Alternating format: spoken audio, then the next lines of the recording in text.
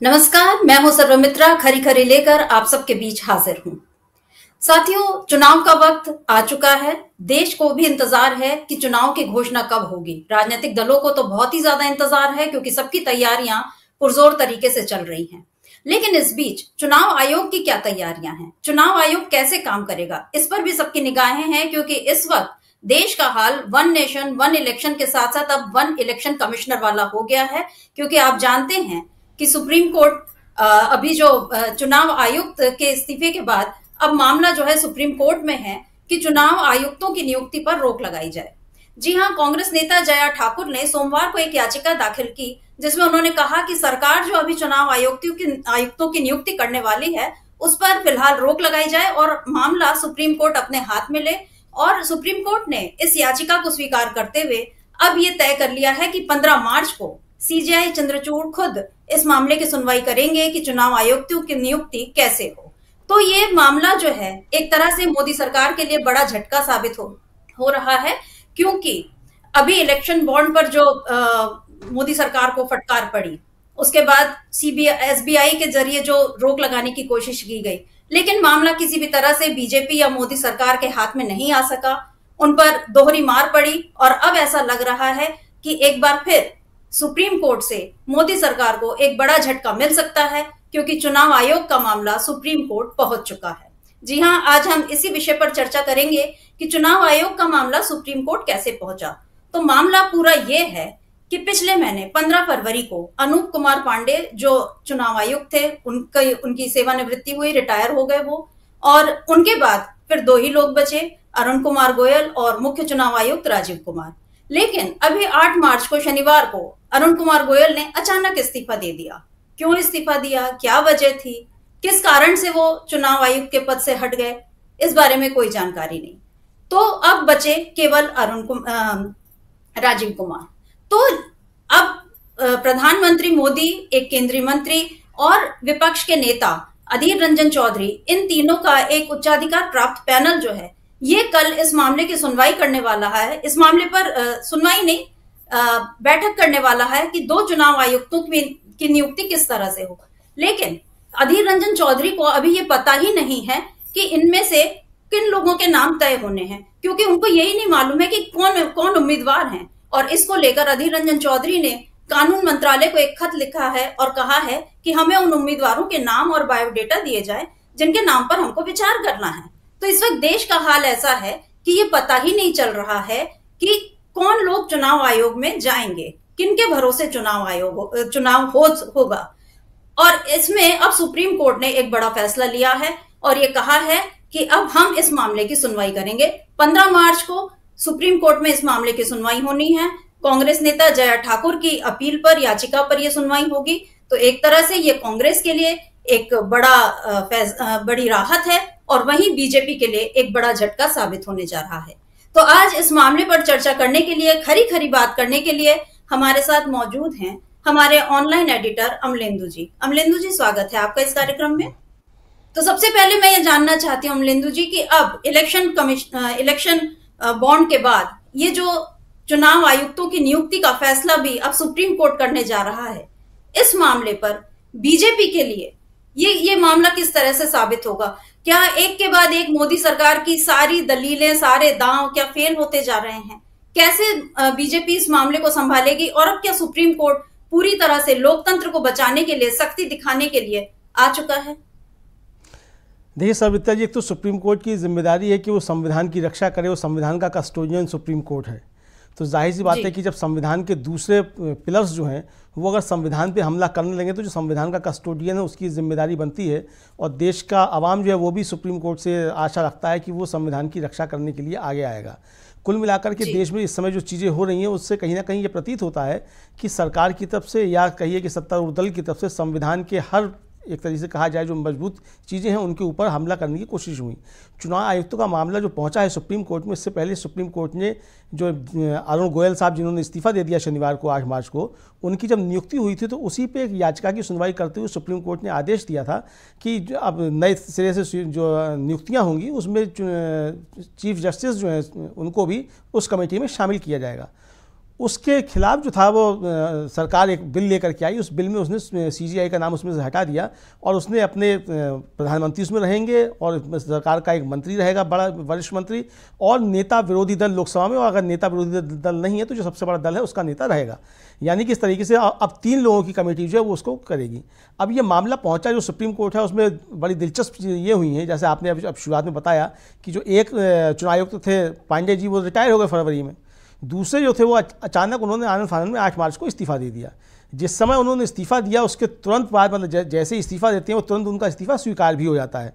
यानी कि जिस तरीके से उनकी नियुक्ति हुई थी आनंद फानंद में, वीआरएस उन्होंने लिया और 24 घंटे के अंदर उनकी नियुक्ति हो गई चुनाव आयुक्त के तौर पे, और उन्होंने पदभार ग्रहण कर लिया। इसी तरीके से तुरंत उनकी जो थी वो नियुक्ति हो गई और उनका इस्तीफा स्वीकार कर लिया गया। वो इस्तीफा जो था वो स्वीकार हो गया। अब दोनों पद खाली हो गए, अकेले राजीव कुमार उसमें बचे।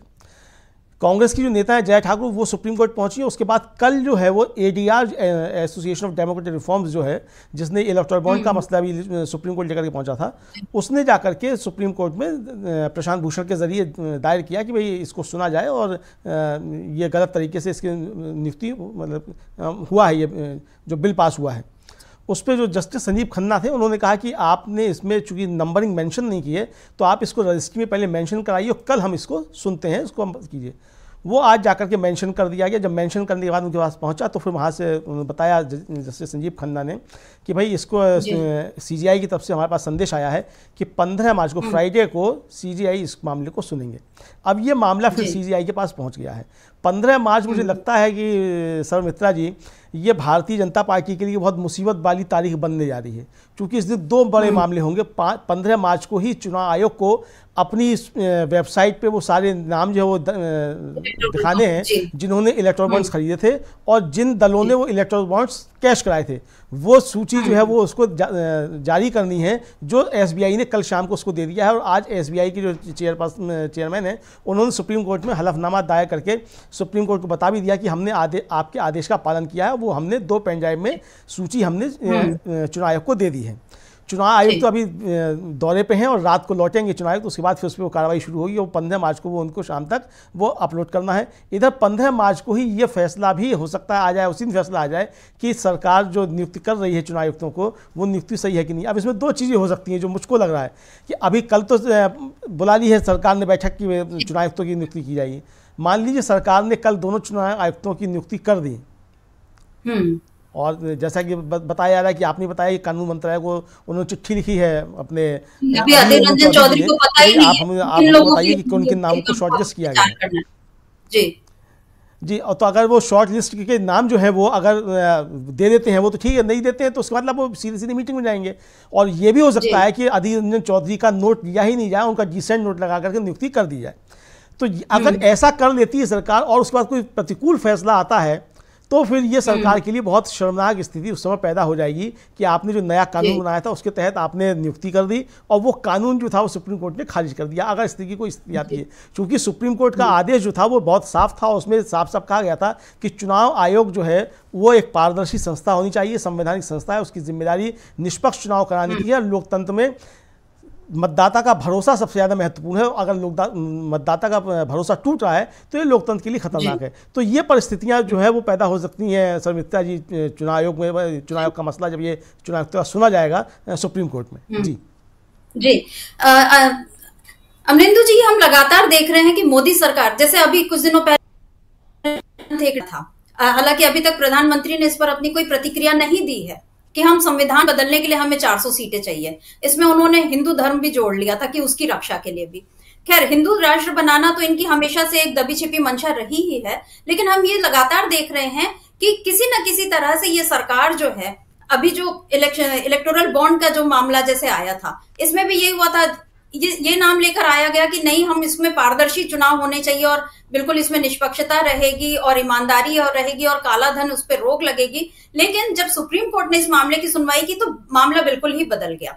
तो एक ये मामला था। उसके बाद जिस तरह से ये अभी हम जो जिस बात पर चर्चा कर रहे हैं कि चुनाव आयुक्त की नियुक्ति में भी आपने सुप्रीम कोर्ट को हटा दिया और आपने खुद ही तय कर लिया। अगर 3 लोगों का एक पैनल भी बनाया है, लेकिन उसमें नेता प्रतिपक्ष तो केवल 1 और बाकी 2 तो आप ही के लोग हैं, तो इन्हें किसी भी हाल में बहुमत आप ही का होना है। और अभी हम ये जो हाल देख रहे हैं कि अधीर रंजन चौधरी को यही नहीं पता है कि उनको किन नामों पर विचार करना है, तो इसका मतलब है कि सरकार ने इसको एक फॉर्मेलिटी या एक दिखावे का वो बना लिया कि ठीक है, हमने नाम के लिए नेता प्रतिपक्ष रख लिया है कि आप आ जाइए, लेकिन फैसला तो वही होगा जो हम चाहेंगे। ये जो मोदी सरकार की मनमानी है, ये लगातार नजर आ रही है, 2014 से लगातार नजर आ रही है। क्या जनता अब इसको देख पा रही है? क्या जनता का ध्यान अब इन बातों पर जाएगा? क्योंकि लोकतंत्र की सबसे बड़ी ताकत जो है, अभी तक हमको यही समझाया जाता है कि हर किसी का जो मतदान का अधिकार है, लेकिन अगर ये मतदान, ये चुनाव जो है, अगर वही फेयर नहीं होंगे, वो निष्पक्ष नहीं होंगे, अगर निर्वाचन आयोग जो है, जो एक संवैधानिक संस्था है, जिसमें हम लगातार ये देख रहे हैं, जब अशोक लवासा ने इस्तीफा दिया था तब भी यही सवाल उठे थे कि आखिर उन पर कौन सा दबाव था। अरुण गोयल ने इस्तीफा दिया तब भी यही सवाल उठ रहे हैं कि आखिर उन पर कौन सा दबाव था। और अब जिन दो लोगों को कल अगर सरकार नियुक्त कर लेती है, जैसा आप कह रहे हैं कि हो सकता है वो नियुक्त कर ले, तो उन लोगों को क्या लालच दिए जाएंगे, क्या दबाव उन पर रहेगा, ये शंका हमेशा बनी रहेगी। भले वो ईमानदार रहे, लेकिन फिर भी उन पर ये उंगली उठती रहेगी कि सरकार ने आप लोगों को नियुक्त किया है, तो हो सकता है आप एक संवैधानिक पद पर बैठे रहने के बावजूद आप किसी न किसी तरह से सत्तारूढ़ पार्टी की मदद करेंगे।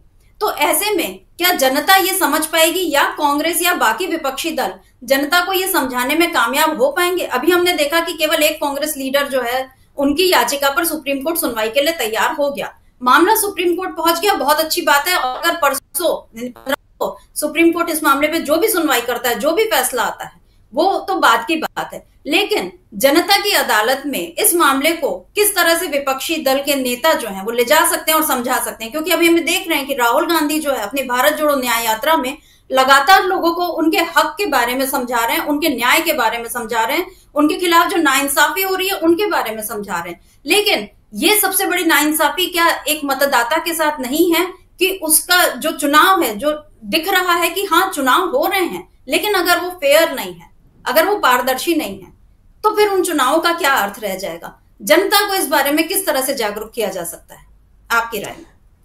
देखिए संयुक्ता जी, जनता को जागरूक करना असल में विपक्ष की भी जिम्मेदारी है, चूंकि विपक्ष भी जो है एक धुरी है इस लोकतंत्र की। सरकार ठीक है, सरकार को बहुमत से चुनी जाती है, लेकिन बहुमत से लोकतंत्र नहीं चलता है, मतलब बहुमत का शासन नहीं है लोकतंत्र। लोकतंत्र में विरोध की भी आवाज़ जो सुनी जाती है और दोनों पहिए जो मिलकर के लोकतंत्र को आगे खींचते हैं। तो ये विपक्ष की भी जिम्मेदारी है कि वो सरकार की नीतियों को लेकर के जनता के बीच जाए और जनता को इस बारे में जागरूक करे। मुझे लगता है कि विपक्ष इस पर काम कर भी रहा है, लगातार लोग इस पर बात कर रहे हैं, लेकिन इसको जोरदार तरीके से बताने की आवश्यकता है। और महत्वपूर्ण बात यह है कि विपक्ष को ये बताने की आवश्यकता है कि ये सरकार जिन चीज़ों को लेकर के बात करती है, जो नारे देती है, करती ठीक उसके उलट है। देखिए जितने भी विकास की बातें किए जाते हैं कि सब विकास होगा, तो वो सब जगह मालूम पड़ता है कि उस विकास के पीछे कहीं ना कहीं कोई बड़ा विनाश छिपा हुआ, चाहे वो प्रकृति का हो, चाहे वो प्राकृतिक संसाधनों का हो, चाहे लोगों के रोजी रोटी रोजगार के मसले हो, वहाँ विनाश होता है। उसके बाद विकास जो चंद लोगों के लिए विकास होता है, ये देखने में आया है।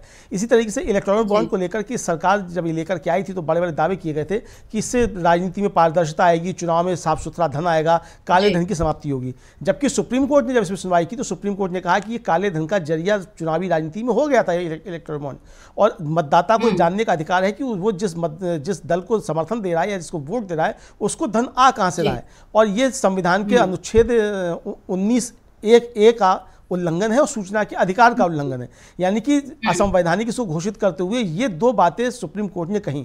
और ये दोनों बातें जो हमारी एक तरीके से कहा जाए कि एक समय संविधान की भी धुरी है और लोकतंत्र की भी धुरी है। खासतौर से 19(1)(a) जो है वो संविधान की एक तरीके से धुरी कहा जाता है, और इस डेमोक्रेसी में किस तरीके से अभिव्यक्ति की स्वतंत्रता है और किस तरीके से हमको जानने का अधिकार है, ये सारी चीज़ें उसके अंदर डिफाइन की गई। तो इसको लेकर के सरकार ने किस तरीके से चोट की, उसको नारा क्या दिया कि साहब पारदर्शिता आएगी, यानी जो भी आपने काम किए वो ठीक उसके उलट किए। आपने कहा था कि नोटबंदी लागू करने से काला धन समाप्त हो जाएगा, आतंकवाद समाप्त हो जाएगा और डिजिटल करेंसी बढ़ेगी और काले धन का प्रभाव रुकेगा। हुआ ठीक उसका उल्टा है। अब आप देखिए कि आप जिस एक एग्रीगेटर को, जो पेमेंट एग्रीगेटर है जिसको आपने बैन लगाया आरबीआई ने, जिसको लेकर कि प्रधानमंत्री नरेंद्र मोदी जिसके प्रमोटर भी एक तरीके से कहा जा सकते हैं, उनका फोटो लगा करके उसको प्रमोट किया गया था नोटबंदी के समय में, तो उसके अंदर क्या चीज़ें आई कि इस यानी ऑनलाइन करेंसी के जरिए ही काला धन का प्रभाव हुआ, वो मालूम ही नहीं पड़ता वो काला धन है किसका। तो ये सरकार ने जो सारे काम किए हैं वो सारे काम एक तरीके से उल्टे जा करके पड़े हैं। 2 करोड़ रोजगार का वायदा देकर के आए थे, वो 2 करोड़ रोजगार देने की बात तो खत्म कीजिए, लीजिए रोजगार खत्म हो रहे हैं। और अब आपने ये आंकड़े देना भी बंद कर दिए कि कितने लोगों ने रोजगार मांगा था और कितनी बेरोजगार इस समय देश के अंदर हैं। तो ये सारी चीजें जिस तरीके से आ रही है, ये विपक्ष को ले जा करके मामला को इसको समझाना पड़ेगा। और ये समझाना पड़ेगा कि चुनाव आयुक्तों की जो नियुक्ति है वो किस लिए एक गंभीर मसला है और ये सरकार का व्यक्ति क्यों नहीं होना चाहिए। इसलिए नहीं होना चाहिए कि डेमोक्रेसी में मतदाता का अपना अधिकार है, उसको सरकार चुनने का समय जो मिलता है 5 साल में एक बार आता है अवसर, वो इसलिए आता है कि वो अपने मत का सही प्रयोग करके और एक ऐसी सरकार चुने जो कल्याणकारी राज्य की भूमिका को समझती हो, राज्य की भलाई के लिए काम करती हो और जनता का शासन, जनता के द्वारा जो है लोकतंत्र की धुरी जो कही जाती है उसके लिए जो है वो सरकार काम करे। हो क्या रहा है कि सरकार जनता के द्वारा चुनकर के आती है पर काम जनता के लिए नहीं कर रही है।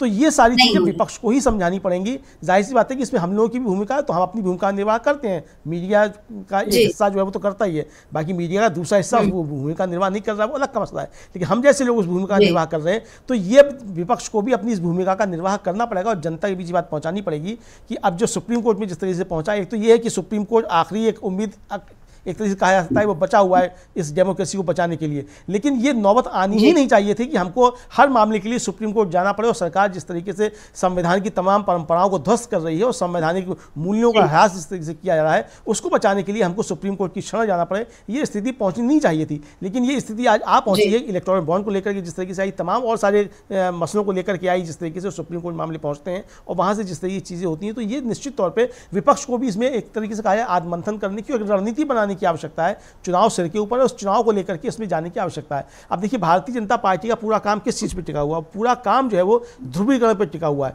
यानी आप जो है इधर ध्रुवीकरण करते हैं, उसके पीछे जो आप ना कोई ऐसा कानून लेकर के आ जाते हैं जो चुपके से पास हो जाता है, जनता को मालूम ही नहीं पड़ता है। इससे पहले जो CGI रमन्ना साहब थे, उनकी बाकायदा टिप्पणी थी कि 2-2 मिनट के अंदर जो है आपने बिल पास कर दिए हैं और इस पर कोई बहस भी नहीं हुई है कहीं जाकर। तो आप जिस तरीके से बिल लेकर के आते हो, बिना बहस के बिल पास होते हैं, तो ये भी लोकतंत्र के अंदर एक खतरनाक स्थिति है कि सदन के अंदर चर्चा भी नहीं हो, बिल पास हो जाए और बिल लेकर के जो आप आए तो उसमें मालूम नहीं पड़ता। यहाँ तक कि जो सत्ता पक्ष लोग हैं जो उसमें जाकर के मेजे थपथपा के उसको पास करते हैं, उनको जानकारी नहीं होती कि बिल था क्या, उसमें क्या क्या प्रावधान है।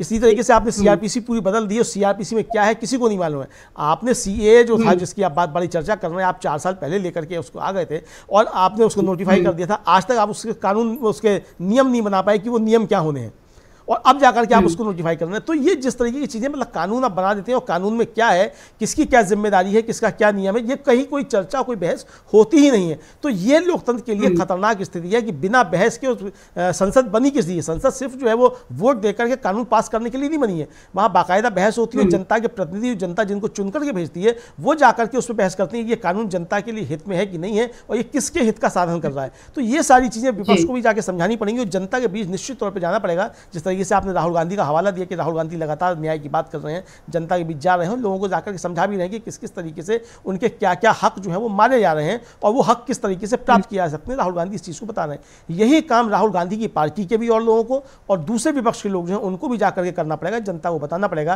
कि किस किस तरीके से उसके अधिकारों का हनन किया जा रहा है, उसके किन किन अधिकारों का हनन करके किन्हीं बड़े कॉर्पोरेट घरानों के हित साधन किए जा रहे हैं या किन विदेशी ताकतों के हित के साधन किए जा रहे हैं या किसी खास राजनीतिक दल के जो है वो हित साधन किए जा रहे हैं, किस तरीके से जनता के हितों पे चोट की जा रही है, ये बताना जाकर के विपक्षी जिम्मेदारी है, उसको ये काम करना होगा, मुझको लगता है समिता जी। जी अमलेंदु जी, हम ये अगर अभी हम लोग इस वक्त ये चर्चा कर रहे हैं कि लोकतंत्र पर किस किस तरह के खतरे मंडरा रहे हैं, और वो भी हम तब कर रहे हैं जब एक पूर्ण बहुमत हासिल करने वाली बीजेपी ने पहले 5 साल और फिर 10 साल, यानी 10 साल के शासन के बाद भी अगर हमको ये चर्चा करना पड़े कि लोकतंत्र किन खतरों से गुजर रहा है, इस देश में लोगों के अधिकार किस तरह से मारे जा रहे हैं, कैसे सारी संवैधानिक संस्थाओं को ध्वस्त किया जा रहा है, कैसे 2-4 लोगों को प्रमोट करके आगे बढ़ा दिया गया है और बाकी 140 करोड़ लोगों में से 80 करोड़ लोगों का मोहताज बना दिया गया है। तो इससे ज्यादा साफ और कुछ नहीं हो सकता कि 10 साल में मोदी सरकार ने सिवाय नाकामी के कुछ हासिल नहीं किया, लेकिन फिर भी वो विकास के बड़े बड़े दावे किए जा रहे हैं।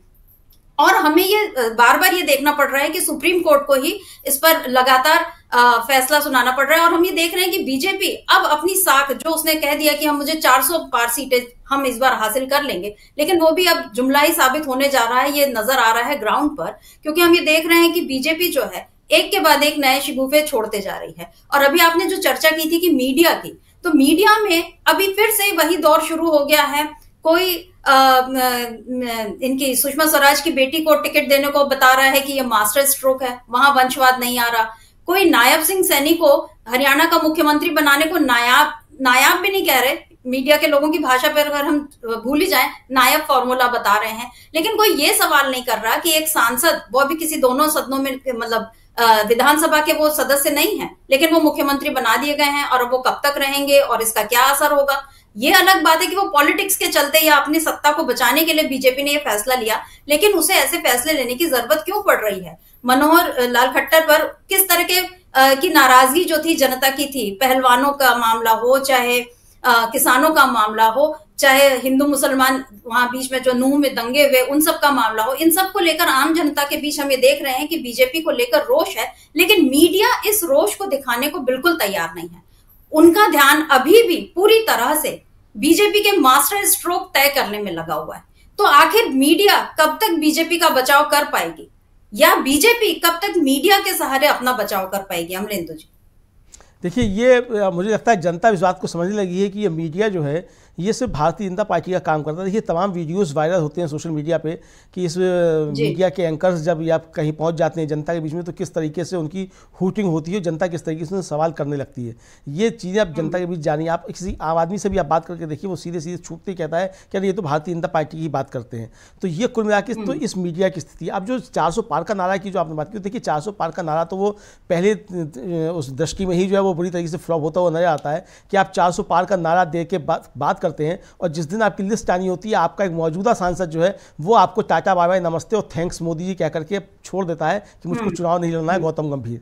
आपकी लिस्ट आती है, तो उसमें से एक जो है वो पवन सिंह जो है वो चुनाव लड़ने से इनकार कर देंगे, थैंक्स मोदी जी, मुझे आपकी पार्टी से चुनाव नहीं लड़ना है। दो आपके मौजूदा सांसद जो हैं वो आपकी पार्टी छोड़ करके कांग्रेस में शामिल हो जाते हैं। तो ये आपकी 195 सीटों की स्थिति है उसकी लिस्ट से पहले। तो आप समझ सकती हैं कि 400 पार और 370 की जो बातें हो रही हैं, अगर इन बातों में जरा सी भी सच्चाई होती तो भारतीय जनता पार्टी के अंदर इस तरह की कोई भगदड़ दिखाई नहीं पड़ती। और इसी तरीके से भारतीय जनता पार्टी को राज्यों की सरकारें गिराने का, अब जिस तरह हिमाचल प्रदेश में किया गया या जिस तरीके से झारखंड में किया गया या बिहार में किया गया, तो ये सारे काम करने की आवश्यकता नहीं पड़ती, क्योंकि आप तो 400 जीत के आ ही रहे थे, जनता आपको समर्थन दे ही रही थी। तो अगर आप जनता के वोटों से जीत करके आ रहे हैं और जनता का आपको समर्थन है, तो आपको इस तरीके की चीज़ें करने की कोई आवश्यकता नहीं थी, और सारे धतकर्मों को जो है वो चाणक्य और मास्टर स्ट्रोक जो है ये बताने की आवश्यकता नहीं पड़ती। दिक्कत ये है जो आज जिसकी तरफ आपने भी इशारा किया कि मीडिया जो है भारतीय जनता पार्टी के हर धतकर्म को जो मास्टर स्ट्रोक बताने लगता है।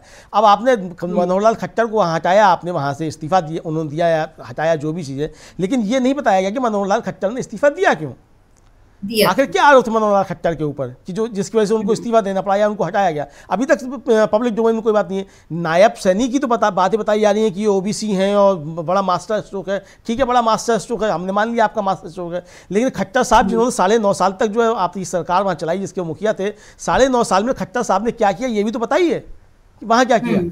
कुल मिला के सविता जी स्थिति ये है कि चूंकि भारतीय जनता पार्टी के खिलाफ पूरे देश भर के पैमाने पर प्रधानमंत्री की नीतियों को लेकर के जिस तरीके से रोष पैदा हो रहा है, उस रोष से निपटने के ये सब तरीके खोजे जा रहे हैं। हरियाणा में जो रोष भारतीय जनता पार्टी को लेकर है, उस रोष को जो किस तरीके से डाइवर्ट किया जाए और ये बताया जाए कि यहाँ तो सारी चीज़ें जो थी वो मनोहर लाल खट्टर की वजह से खराब थी, मोदी जी तो बहुत अच्छे हैं। मतलब आप देखिए, जो मीडिया के लोग भी बात करते हैं वो बताते हैं कि भाई आखिर में तो बात यह है कि मोदी जी का बड़ा करिश्मा है, बाकी सब लोग बड़े नालायक हैं, इस तरह की बात कहते हैं। यानी आप शिवराज सिंह चौहान को हटाते हैं, वसुंधरा राजे सिंधिया को वहाँ से हटाते हैं और उनकी कोई बात नहीं करते, पर्ची निकल करके आ जाती है डॉक्टर मोहन यादव की और भजन लाल शर्मा की। तो इनका क्या योगदान है पार्टी के लिए, इनका सार्वजनिक जीवन में क्या योगदान था, इसकी कहीं कोई चर्चा नहीं होती है। लेकिन जिन्होंने आपकी पार्टी के लिए काम किया था, जिन्होंने लंबे समय तक सरकारें चलाई थी, जो आपके बड़े नेता थे, आप उनको एक झटके में उठा के किनारे कर देते हैं और ये भी नहीं बताते हैं कि इनका दोष क्या था। भाई आपने जिन लोगों को हटाया तो कोई तो कारण नहीं होंगे ना, आपने उनको हटाया, तो वो कारण भी तो जनता को मालूम पड़ा कि आपने हटाया क्यों। अगर शिवराज सिंह चौहान 18 साल मुख्यमंत्री रहने के बाद आपकी सरकार को रिपीट कर होती है और वो चुनकर के आते हैं तो आप उनको नहीं बनाते हैं, तो आपको कोई ना कोई तो कारण जनता को बताना होगा कि वे शिवराज सिंह चौहान के अंदर ये कमियां थी, इसलिए हमने इनको दोबारा नहीं चुना। लेकिन आप पर्ची निकल आती है और पर्ची निकल के बता दिया जाता है। तो ये कुल मिला के समिता जी असल में बात यही है कि किसी तरीके से जो मोदी जी के खिलाफ माहौल बन रहा है उस माहौल को किस तरीके से राज्यों में भारतीय जनता पार्टी के दूसरे नेताओं के सिर पे मढ़ा जाए, ये सारी उस कवायद उसका ही एक कवायद है और किसी तरीके से मोदी जी को बचाने की कवायद एक तरीके से शुरू हो गई है। मुझको ऐसा लगता है क्योंकि जो सब चीज़ें सामने आ रही हैं, जिस तरीके से सीट शेयरिंग की बातें हो रही है, उसको देख करके साफ लगता है कि भारतीय जनता पार्टी 100 से 150 सीटों के बीच संघर्ष के लिए मतलब लाने के लिए कड़ा संघर्ष कर रही है। 400 पार की बात तो ठीक है, वो तो 400 पार की बातें की जाती हैं। अच्छी बात यह कि 600 पार की बात नहीं कर दी है, वरना तो यहाँ तो इस तरह के दावे भी किए जाते हैं। आपको याद होगा कि मुख्यमंत्री हुआ करते थे, उन्होंने कह दिया था पाकिस्तान में भी सरकार बना लेंगे, तो ये पाकिस्तान में सरकार बनाने नहीं जा रहे, यही करनी मत 400 पार की बातें कर रहे हैं समिता जी। जी जी जी, क्योंकि आज ही एक चैनल ने जो अपना सर्वे प्रस्तुत किया उसमें उसने 100 की बजाय 110% जो है उसका हिसाब पेश कर दिया है और बीजेपी को उसमें जीत दिला दी है। तो खैर ये सारे गणित जो हैं ये बीजेपी के मोदी है तो मुमकिन है, हम ये मान सकते हैं कि इस तरह का 110% का चुनाव भी ये हो सकता है। और मोदी के खिलाफ मतलब अभी ये जो हर बात में इनको वन लगाने की जो आदत हो गई है, तो मुझे ऐसा लग रहा है कि भाजपा भी इस समय बीजेपी जो है वो वन मैन वन पार्टी वाला हिसाब उसका चल रहा है। लेकिन अब बीजेपी के भीतर भी इसमें कहीं ना कहीं नाराजगी दिख रही है। डॉक्टर हर्षवर्धन ने जिस तरह से राजनीति से संन्यास ले लिया या बाकी लोगों ने अभी किनारा कर लिया, सुब्रमण्यम स्वामी का आज ही एक ट्वीट आया है कि अब अगर फिर से तीसरी बार भी अगर सरकार बनती है तो मोदी को उसमें प्रधानमंत्री के लिए नहीं आना चाहिए, क्योंकि ये इस आदमी ने देश को नुकसान करवाया है और उन्होंने चीन का जिक्र फिर से किया है। तो एक तरह से पार्टी के भीतर जो नाराजगी है वो तो चल ही रही है। अब उनके 2-4 मित्रों के सहारे अगर वो अपने आप को फिर से प्रधानमंत्री पर या उनको बनाने की मंशा रखते हो तो वो एक अलग बात है। लेकिन अभी हम ये देख रहे हैं कि मोदी जी पूरे देश में घूम घूम कर, मणिपुर छोड़कर बाकी पूरा भारत उनके लिए खुला है और वहां जा जाकर वो ये बता रहे हैं कि कांग्रेस ने 70 सालों में क्या नहीं किया और वो क्या नहीं कर पाए और अब वो करना चाहते हैं 2050 तक। हालांकि अब उनको जनता मौका देगी या नहीं देगी ये तो बात की बात है। लेकिन आज हम ये देख रहे हैं कि मोदी जी बाय चांस दिल्ली में है। अभी इलेक्टोरल बॉन्ड पर जब जिस दिन सुप्रीम कोर्ट का फैसला आया था तो शाम तक मोदी जी कोई घोषणा करने वाले थे, राष्ट्र के नाम संबोधन करने वाले थे, फिर उन्होंने एक ट्वीट कर दिया अग्नि 5 मिसाइल पर और उसके बाद सीएए लागू होने की जानकारी आ गई। अब आज फिर मोदी जी दिल्ली में हैं और कल जो है ये बैठक होने वाली है चुनाव आयुक्तों की, जिनको लेकर के ये चुनाव आयुक्त तय करने वाले हैं।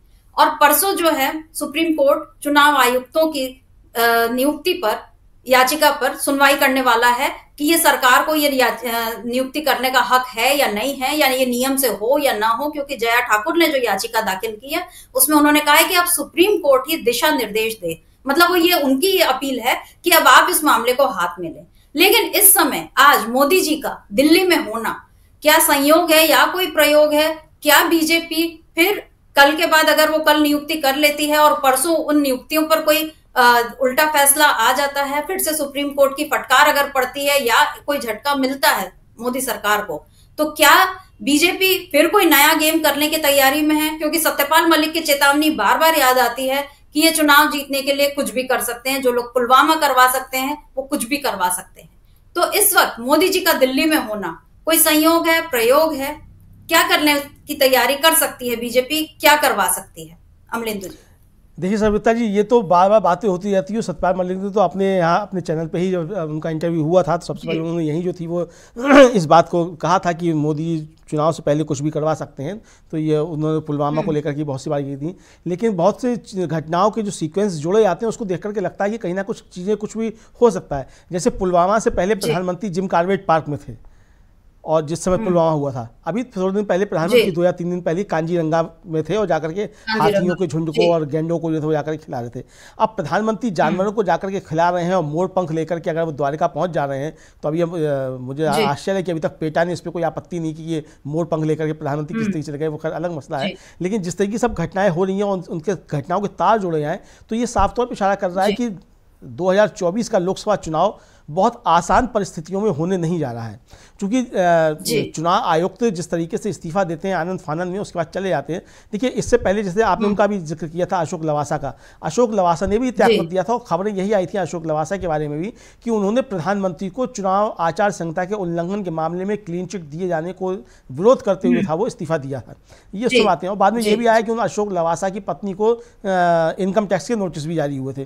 तो वो कैसी चीज़ें जुड़ती हैं उसको देकर क्या सकता है। है। इसी तरीके से इलेक्टोरल बॉन्ड्स को लेकर के जो चीज़ें आई तो ये कहा जा रहा था कि इलेक्टोरल बॉन्ड्स को लेकर के भी जो अरुण गोयल थे उनके कुछ इख्तलाफात जो थे वो मौजूदा जो मुख्य चुनाव आयुक्त राजीव कुमार उनके साथ थे, और ख़ासतौर से बंगाल में जो वोटर लिस्टों में कुछ किया जाना है, जो भारतीय जनता पार्टी ने वहाँ जाकर के एक सूची सौंपी थी कि 70 लाख मतदाताओं के नाम काट दिए हैं उस सूची में से, और 42 चरणों में चुनाव कराया जाए बंगाल में। ये जो था वो था कि 42 चरणों में चुनाव हो, यानी कि 82 दिनों में 80 दिनों में जाकर के चुनाव वहाँ कराया जाए। ये जो था वो जाकर के वहाँ दिया गया था। उसको लेकर के उनके बहुत इख्तलाफात थे और उसी पर कुछ शायद हो सकता है कोई दबाव रहा हो और उसमें उन्होंने इस्तीफा दिया। वो इस्तीफा तो चलिए ठीक है, कोई भी आदमी किसी भी समय इस्तीफा दे सकता है, लेकिन जब फरवरी में रिटायर हो रहे थे एक चुनाव आयुक्त, सरकार को ये मालूम हुआ कि इनकी रिटायरमेंट की डेट क्या है, उससे पहले आपने इसकी नियुक्ति क्यों नहीं की? एक पद जब खाली हो रहा है, इसका मतलब ये तैयारी पहले से थी कि एक व्यक्ति से ही चुनाव करवाया जाना है। ये सरकार के मन में कोई ना कोई मंशा रही होगी, और ये मंशा रही होगी कि दूसरा चुनाव आयुक्त भी उस तरीके से काम करेगा, नहीं करेगा तो उससे दबाव डलवा करके इस्तीफा दे लिया जाएगा।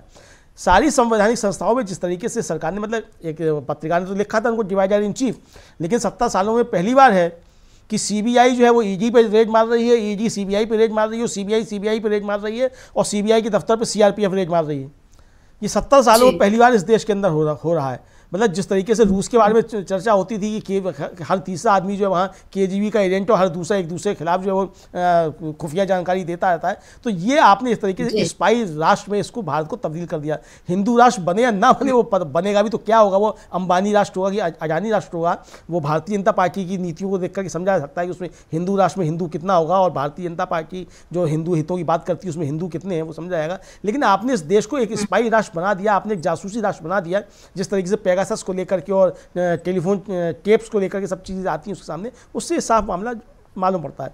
तो चुनाव आयोग ये मामला पहुंचा, मुझे लगता है ये 15 मार्च को हो सकता है भारतीय जनता पार्टी को डबल झटका लगेगा। अगर मान लीजिए कल की बैठक में भारतीय सरकार जो नाम तय कर लेती है और राष्ट्रपति को भेज देती है, तो इस जायज़ बात है, राष्ट्रपति तो दस्तखत करने के लिए बैठी है, वैसे भी राष्ट्रपति के पास काम कम होता है, सरकार की जो फाइलें आती हैं उन पर दस्तखत ही करना होता है या वापस लौटाना होता है राज्यों की सरकारों को। विपक्षी राज्यों की सरकारों से आते हैं तो उनको रोके रखना या वापस करना, और केंद्र सरकार की तरफ से कोई आए और उसको तुरंत पास करना, यही एक राष्ट्रपति के पास काम बचा है। सतपाल मलिक का ये भी कहना था आपने ही यहाँ कि भाई राष्ट्रपति के यहाँ के अपॉइंटमेंट्स जो हैं वो भी सब प्रधानमंत्री के यहाँ से तय होते हैं, तो जब ऐसी स्थिति तो तुरंत पास भी हो जाएगा, और 15 तारीख की सुबह जो उनको नियुक्ति भी करा दी जाएगी, ये भी हुआ। लेकिन अगर मान लीजिए इस कानून में जो संशोधन किया गया और नया कानून जो बनाया गया, इसको सुप्रीम कोर्ट अगर खारिज कर देता है और असंवैधानिक करार दे देता है, ऐसी स्थिति में भारतीय जनता पार्टी के सामने क्या स्थिति पैदा होगी? क्या इसका आकलन भारतीय जनता पार्टी कर रही है कि नहीं कर रही है? सवाल यह है कि परिस्थितियां कुछ भी पैदा हो सकती हैं। जब सुप्रीम कोर्ट में मामला पहुंचा है, सीजीआई की बेंच उसको सुनेगी 15 तारीख को, और गंभीर मसला है, तो चूंकि चुनाव सिर पे है, चुनाव कराए जाने हैं, और आपने कानून बनाया, सुप्रीम कोर्ट के आदेश को ही आपने खारिज करके कानून बनाया है, तो इस पर सुप्रीम कोर्ट गंभीरता से बात कर सकता है और कोई सख्त आदेश भी आ सकते हैं। तो ऐसी परिस्थितियों से बचने के लिए प्रधानमंत्री, जैसे आपने कहा कि आज दिल्ली में है, तो हो सकता है कि ये संयोग हो, और ये भी हो सकता है कि इसके लिए कुछ और प्रयोग किए जा रहे हों। शाम को हो सकता है प्रधानमंत्री फिर नमूदार हो जाए टेलीविज़न पर आकर के, और कुछ जो है वो ज्ञान बता दें, देश को बता दें कि अब ऐसा होने वाला है, वैसा होने वाला है, यही घोषणा करने की हिंदू राष्ट्र बनने वाला है। प्रधानमंत्री कुछ भी बोल सकते हैं, चूंकि उनको बोलना है, और कुछ भी बोल सकते हैं, और उनके मुख पे सरस्वती विराजती है, ऐसा वो समझते हैं।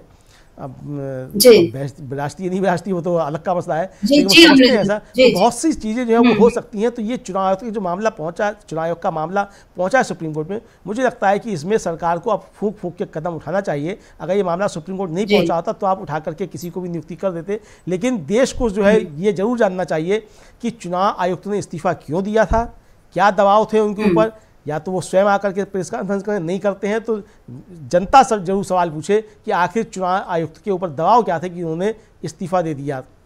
समिता जी, बहुत सारी चीजें जो अभी पर्दे के पीछे जो चल रही हैं, लेकिन लोकतंत्र की खातिर उन सब का खुलासा होना जो जरूरी है। और अभी हम बात कर रहे हैं, परसों तो सुप्रीम कोर्ट जो फैसला लेगा सो लेगा, लेकिन कल किसानों की एक महापंचायत जो है वो दिल्ली में हो रही है।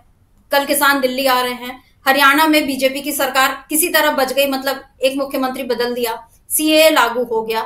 अभी बहुत सारे नए नए पैतरे जो हैं वो मोदी सरकार जो है चलती जा रही है। लेकिन इस बीच राहुल गांधी जो है, और अब उनकी भारत जोड़ो न्याय यात्रा, कांग्रेस, इंडिया गठबंधन, ये सारे तमाम लोग जो है ये मिलकर जो मोदी सरकार को बुरी तरह से घेर चुके हैं। हम ये कह सकते हैं जिसको कहते हैं चौतरफा घेरेबंदी जो है हो चुकी है।